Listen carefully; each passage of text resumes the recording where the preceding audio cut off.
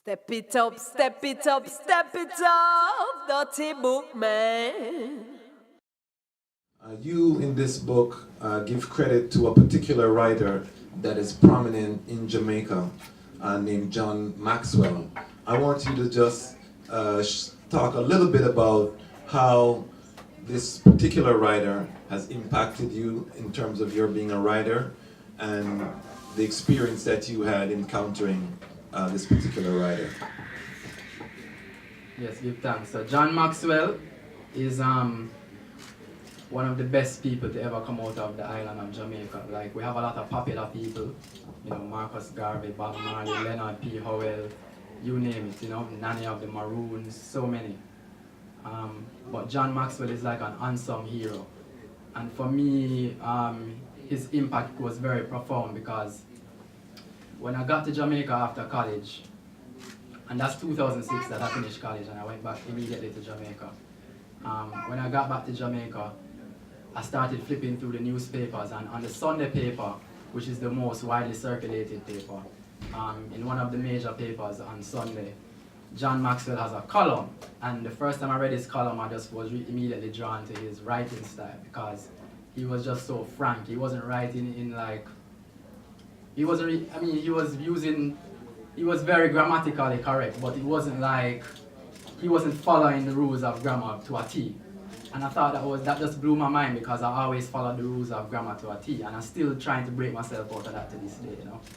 And yeah, he always just called out the injustices in society, and I learned more about him, you know, he's an environmental activist and what have you, and I just was really enamored by this brethren, you know, and this elder. And so I honestly, I don't remember right now in this moment how I reached out to him, but I eventually got to sit in a class with him that he was teaching called How to Write Effectively. And I just remember thinking, I already knew how I want to write, but I need to know something deeper. And I paid the money, you know, I had to scrape up savings and give it to him. Or I was actually lucky enough to have that amount of money in my savings at the time. And I paid just to sit in front of him and see what energy he had to offer, not really to learn how to write. And I remember one day I had the opportunity to ask him, I said, you know, how do you write for a cause? Like, what can you say to somebody like me, somebody young who wants to write for a cause, you know? And he said, what kind of cause? And I just kind of said, you know, something that's like, I don't know if I use the word unorthodox, but I was just like something that's a lot of people wouldn't really expect you to write about, just the things that people don't really expect in society, you know? And he just kind of sat back and he laughed and he said, just tell the truth. And then he moved on with the lesson, and I was just there looking at him like for more. But at the same time, it was enough, you know, I had to pause within myself, and I was like, everything else tuned out, and I was like, wow, just tell the truth. And I said, that sounds 100% right, like, you know, that's what you really have to do. Tell the truth, whatever your truth is or however you articulate the truth, whatever truth you have seen. You tell the truth in whatever medium, whether it's through a painting or through a writing or whatever. Express the truth to people because the truth is what really win the day, you know. So that's what I took away from him. And when I wrote this, he had actually passed away and I didn't know.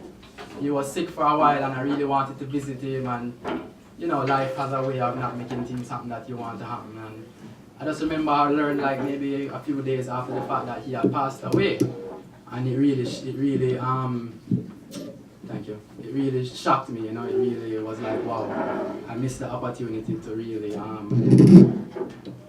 reason, you know, have one proper goodbye reasoning with this brethren who I know was on the way out, you know. This really esteemed elder. And so this was my way of just paying tribute, you know. I named the title of the piece was Common Sense, and I put in brackets for John Maxwell, you know, and Common Sense was actually the name of his column. So that was my tribute to John Maxwell.